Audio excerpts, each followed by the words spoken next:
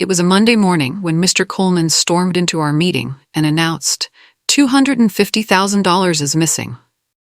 My coffee cup nearly slipped from my hands as the room fell dead silent. The air felt thick and heavy. Then I saw it, the sideways glances, the nervous whispers between colleagues. My heart started racing when I realized they were all looking straight at me. Blake, my desk neighbor for 3 years, shifted uncomfortably in his chair. His eyes met mine for just a second before he looked away quickly. Something cold settled in my stomach. The way everyone stared felt different from normal curiosity. It felt like an accusation. Mr. Coleman's face was red with anger as he scanned the room. "We're launching a full investigation immediately," he said, his voice cutting through the silence. "HR will be conducting interviews with everyone who had access to the accounts." I tried to speak up, to ask questions, but my throat felt dry. The meeting ended with people filing out quickly, avoiding my eyes. Blake lingered for a moment, then hurried past me without saying a word. I sat there alone, wondering why everyone seemed to think I was guilty of something I knew nothing about. HR summoned me within the hour. My legs felt shaky as I walked down the hallway to the office. Inside the sterile conference room, papers were spread across the table like evidence at a crime scene. I recognized invoices with my signature on them, emails that looked like he came from my account, and approval stamps with my name. "These documents show unauthorized transfers," the HR director said, pointing at the papers. "Can you explain why your credentials were used for these transactions?" I leaned forward, studying the papers carefully. The signatures looked exactly like mine, but I had never seen these invoices before. The emails had my name and employee ID, but I didn't remember writing them. My hands were trembling as I picked up each document. "These are fake," I insisted, my voice getting stronger. "I never signed these papers or sent these emails. Someone else must have done this." Across from me sat Blake, looking pale and shocked. He shook his head slowly, like he couldn't believe what he were hearing. "I'm sorry, Alex," Blake said quietly.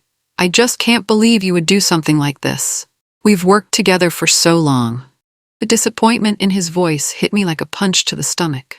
By lunchtime, the whispers had spread like wildfire through every department.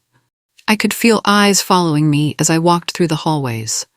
People stopped talking when I passed their desks, then started whispering again once I was out of earshot. The cafeteria felt like a battlefield where I didn't belong. Someone said they saw me leaving late at night with files under my arm. Another person claimed I had joked about finding a way to make extra cash during our last team dinner. A third colleague mentioned that I had been acting suspicious lately, always looking over my shoulder. None of it was true, but the more people repeated these stories, the more real they became. Each lie grew bigger as it passed from person to person. By the time the stories reached the upper floors, I was apparently some master criminal who had been planning this theft for months. I sat alone at my usual lunch table, picking at my sandwich. Blake walked by with a group of coworkers, all of them talking in hushed tones. When Blake saw me sitting there, he looked genuinely sad, like he were mourning the loss of someone he thought he knew. The worst part wasn't the accusations. It was watching my friends turn into strangers who couldn't even look at me. In the boardroom that afternoon, the executives laid everything out like prosecutors building their case. Doctored spreadsheets showed transfers I never authorized.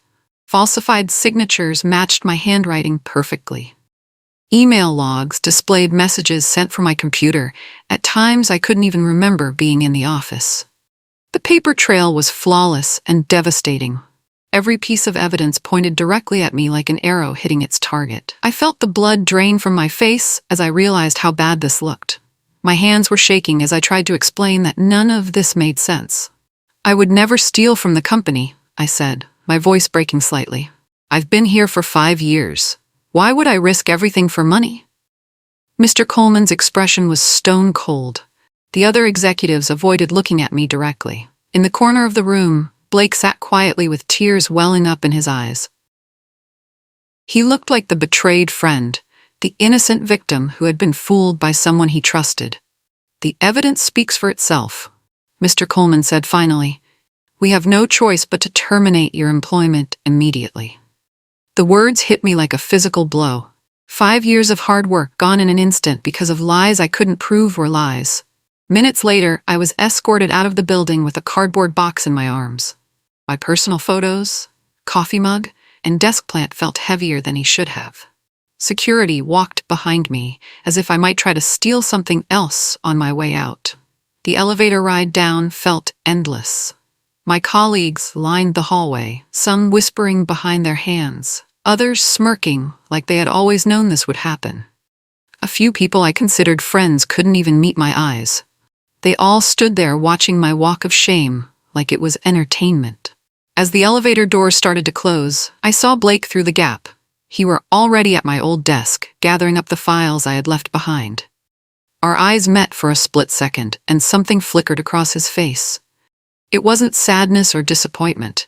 For just a moment, it looked almost like satisfaction. The doors shut completely, cutting off my view of the office that had been my second home. Outside on the sidewalk, I stood holding my cardboard box, watching people walk by without giving me a second glance. My career wasn't just over.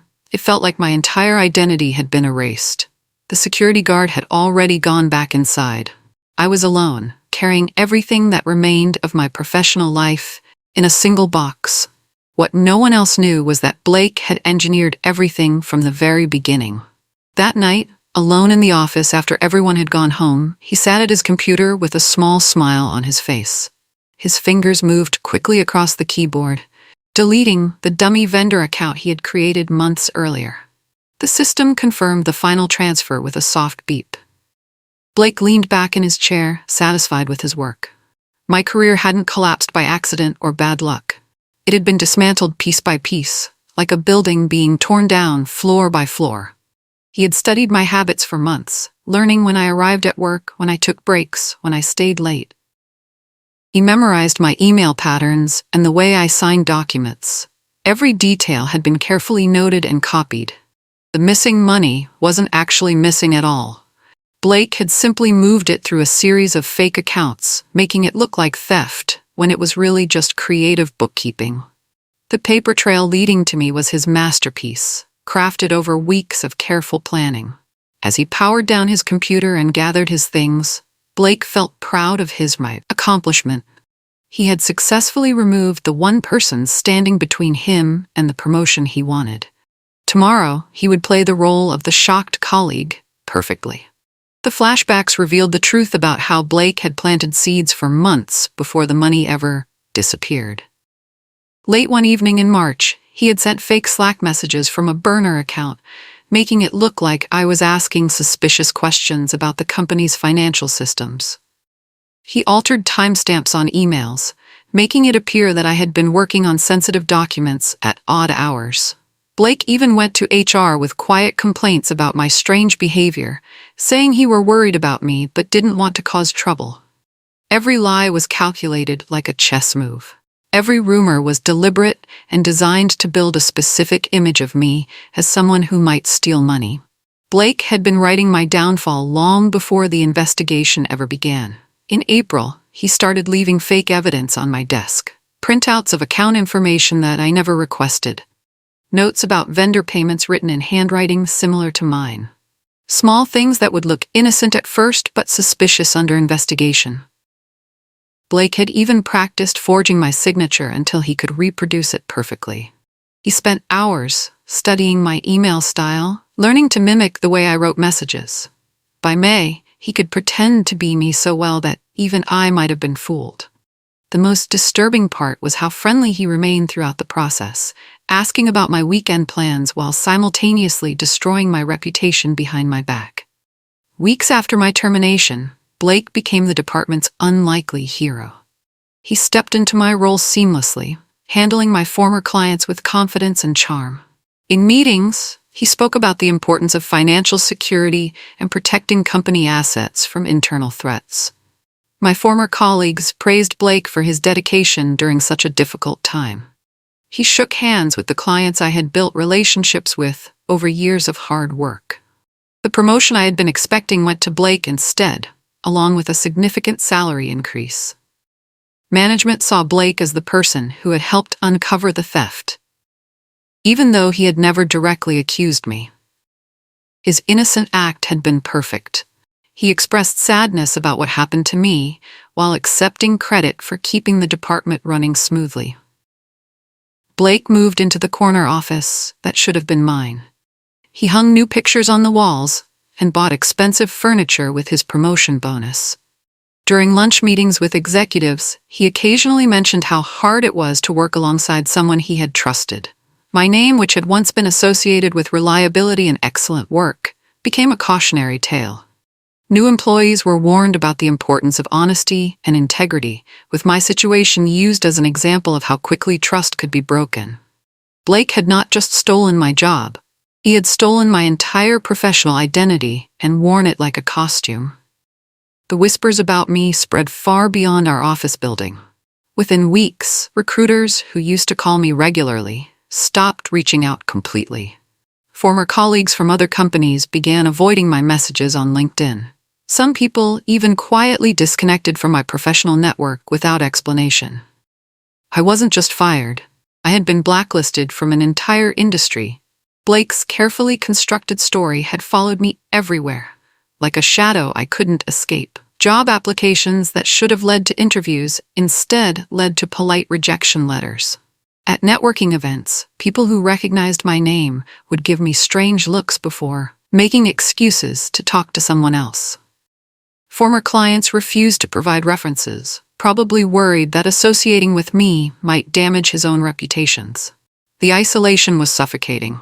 I had built my career over years of hard work and honest relationships, and Blake had destroyed it all with a few well-placed lies. My professional reputation was radioactive, poisoning every opportunity I tried to pursue. Even my friends outside of work started treating me differently. They didn't say they doubted my innocence, but I could see the questions in his eyes. The silence when I mentioned looking for new jobs. The way conversations changed when I entered the room. I realized that Blake hadn't just framed me for theft. He had socially executed me, making me disappear from professional life entirely. Alone at home with bills piling up on my kitchen table, I felt like I was drowning in quicksand. Every day brought new expenses, while my savings account grew smaller. The silence from potential employers was deafening.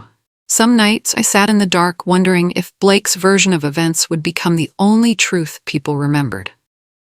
But as I stared at the fake documents late one night, something sparked inside me, like a match being struck. The signatures were too perfect. The email timestamps were too convenient. The whole story was too neat, too clean, too obviously designed to make me look guilty. If Blake could fabricate evidence to destroy me, then I could uncover evidence to expose them. If he could build a story out of lies, then I could burn that story to the ground with facts. I had been playing defense for months, but it was time to go on the offense. I opened my laptop and started making notes about everything that had happened. Every conversation, every meeting, every piece of supposed evidence. I began looking for patterns and inconsistencies in Blake's story. The depression that had been crushing me slowly transformed into determination. Blake thought he had won completely, but he had made one crucial mistake. He had underestimated me. I wasn't going to disappear quietly. I was going to fight back, and I was going to win. I started small, taking freelance projects under a different name to keep money coming in. The work wasn't glamorous, but it gave me time to plan while keeping my skills sharp. More importantly, it allowed me to invest in the tools I would need for my investigation. With my first freelance payment, I purchased forensic software designed to analyze digital documents. The program could detect when files had been altered, show original creation dates, and reveal hidden metadata that most people never noticed. I ran Blake's evidence through the software late at night, learning how to spot the telltale signs of forgery. The fake emails showed editing marks. The doctored spreadsheets had timestamp inconsistencies. The signatures contained digital artifacts that revealed he were copied and pasted from other documents.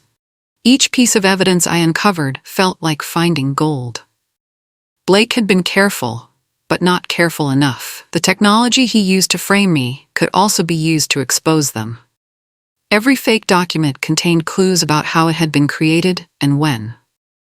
I started building my own file of real evidence, screenshots, and data exports that proved Blake's story was fabricated. The process was slow and methodical, but I was patient. I had learned that rushing led to mistakes. Blake thought he were safe because he had destroyed my reputation. He had no idea I was quietly building the case that would destroy his. I began attending industry events again, not to network for jobs, but to observe Blake in his new ring.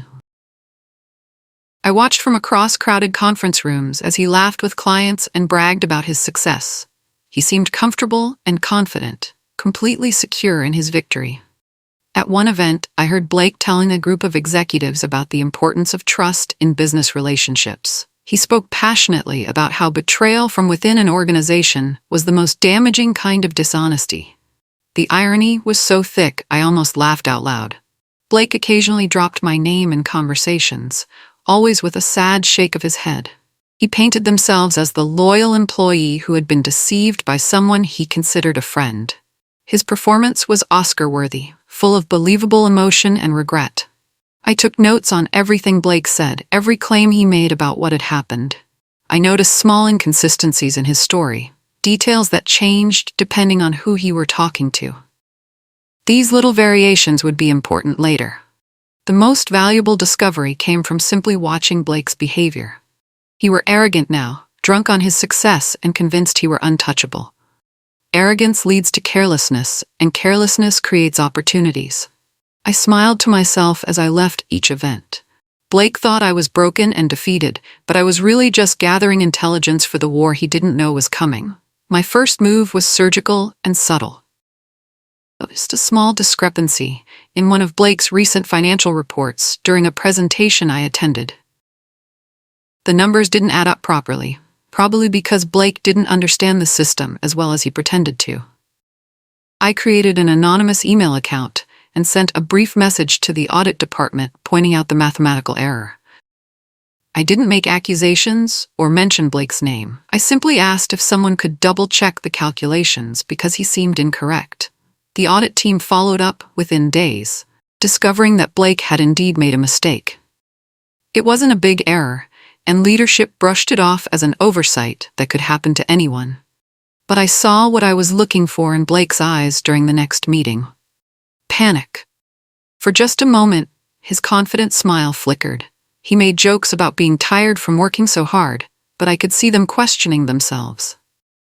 The perfect image he had built was starting to show tiny cracks. Blake began double-checking his work more carefully after that, spending extra time on reports that used to take them minutes. The seed of doubt had been planted in his mind. He were beginning to wonder if someone was watching them. I felt satisfied as I watched them struggle with tasks that had been routine for me. His first taste of pressure was just the beginning. An old IT colleague named Jordan agreed to meet me for drinks at a quiet bar downtown. We had always gotten along well, and he felt bad about what had happened to me. After a few beers and casual conversation about work, I carefully steered the discussion toward data security. "I keep wondering how someone could have used my login credentials," I said, trying to sound confused rather than suspicious. "Is there any way to tell when and where someone accessed the system?" Jordan's eyes lit up with interest. He loved talking about technical details, especially when he had a few drinks in them. "Oh yeah, we keep archived server logs of everything. Every login, every file access, every transaction gets recorded with timestamps and IP addresses." My heart started racing, but I kept my expression neutral. "Really? That's fascinating. I had no idea the system was so detailed." "Want to see?" Jordan asked, pulling out his laptop. "I can show you how it works. Don't worry, we're not accessing anything sensitive, just looking at the log structure." 20 minutes later, I was staring at undeniable proof. The logs showed Blake logging into my account at 2:17 a.m. from his own workstation on the night before the missing money was discovered. There were dozens of similar entries stretching back months. I had my smoking gun, but I wasn't ready to fire it yet. I needed to be strategic about how and when to reveal this evidence. I started feeding small pieces of information into the office grapevine, like dropping stones into still water.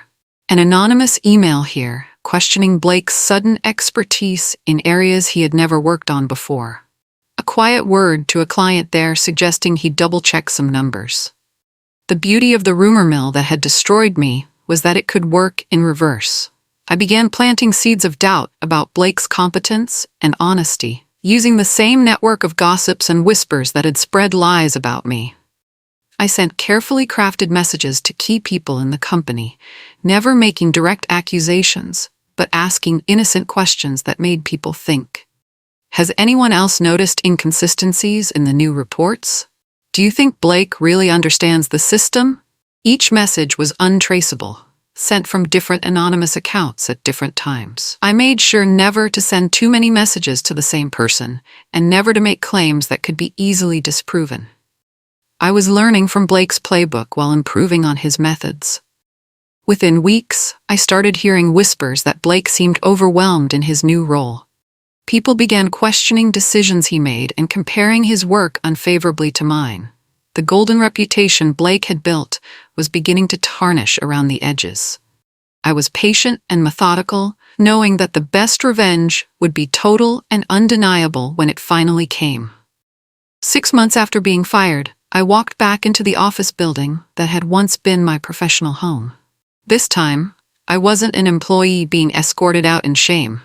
I was a guest of Morrison Industries, one of the company's most important clients, invited to consult on a project. The security guard who had watched me carry out my cardboard box now smiled politely and handed me a visitor's badge.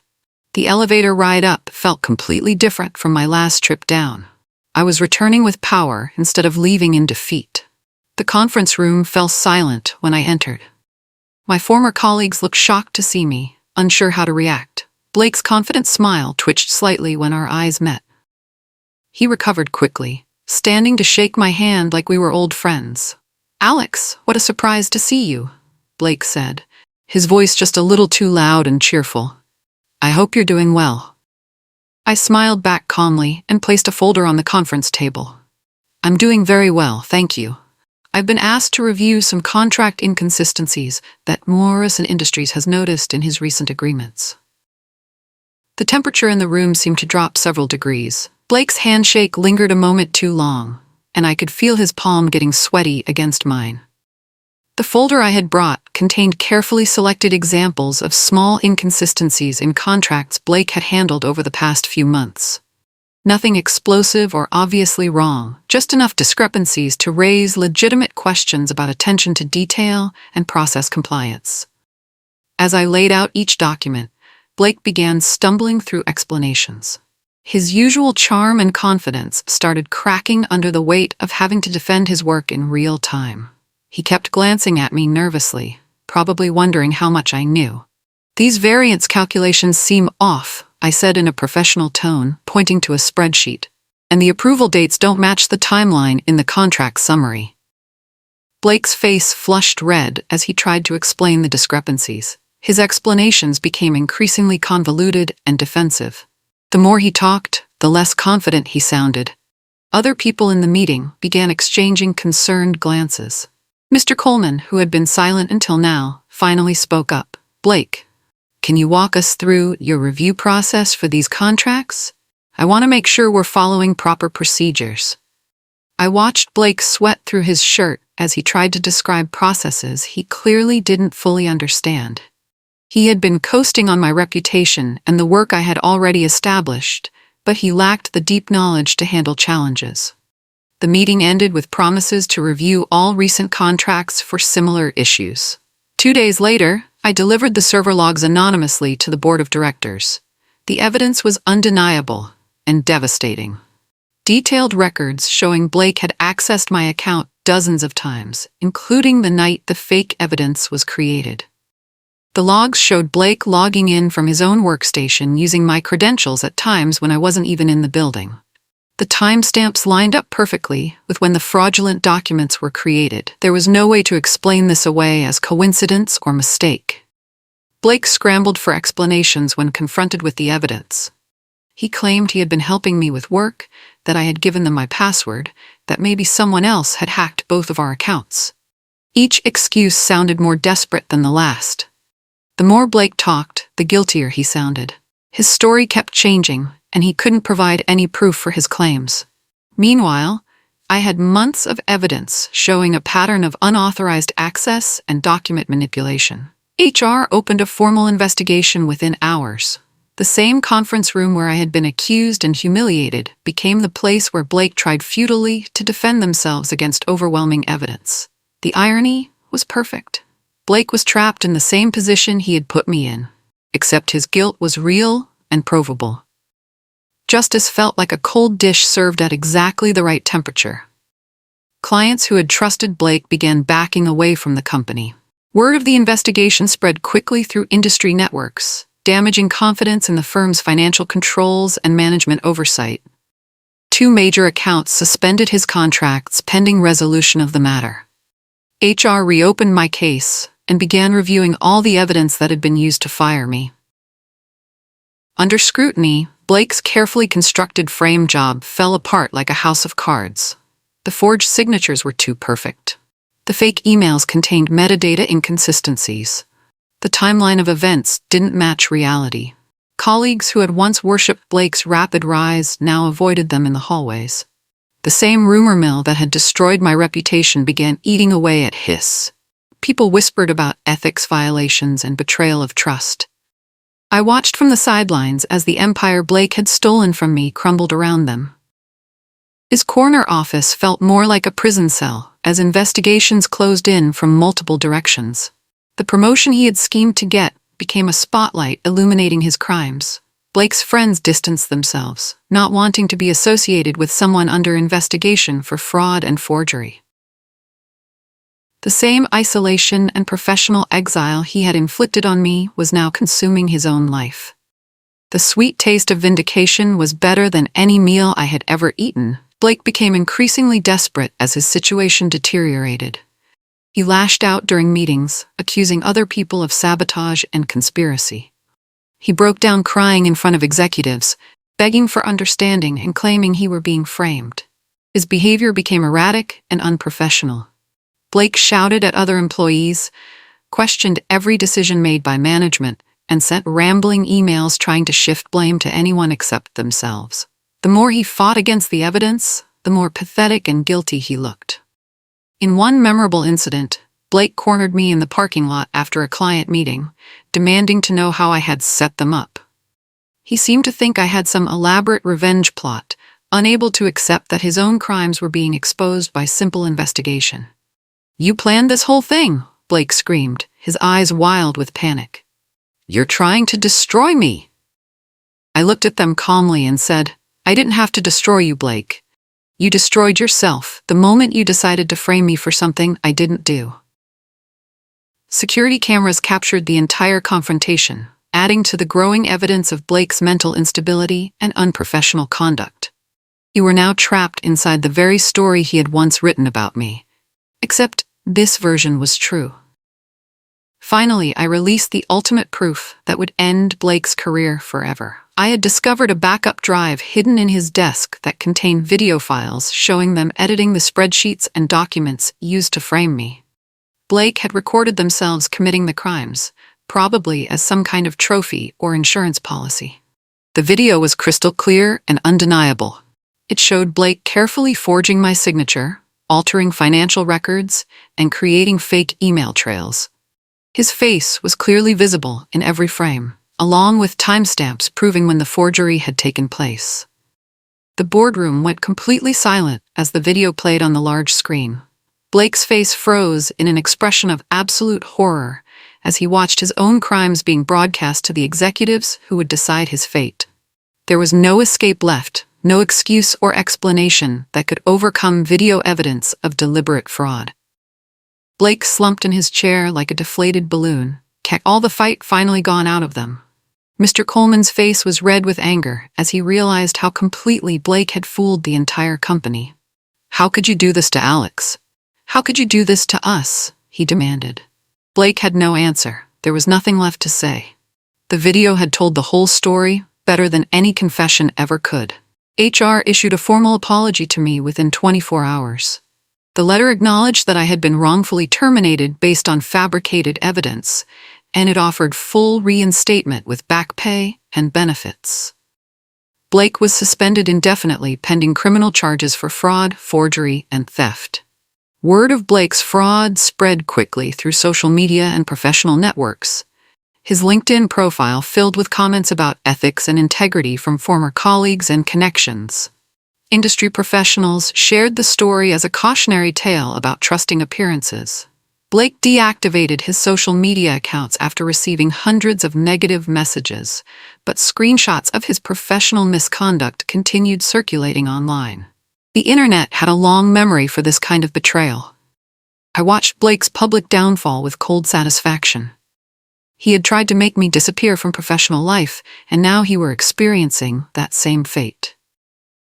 The difference was that he had earned his exile through his own criminal actions. Justice felt like watching a master manipulator get trapped by his own lies and having nowhere left to run or hide. The company begged me to return to my old position, offering double my previous salary, plus a corner office and my choice of clients. The executives were desperate to repair the damage Blake had caused and show that he valued honest employees. Instead, I accepted a position with Blake's biggest rival firm. From my new corner office across the street, I could see into my old building. I watched as security escorted Blake out with his personal items in a cardboard box, just as he had done to me 6 months earlier. The press release announcing Blake's departure was published that same afternoon. The company tried to minimize the scandal, but everyone in the industry understood what had really happened. Blake's name became synonymous with betrayal and fraud. I sent copies of the press release to all the clients Blake had stolen from me, along with my new contact information.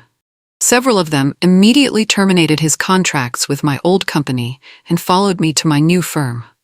Blake had tried to steal my career and my reputation. Instead, he had given me an opportunity to build something even better while destroying themselves completely.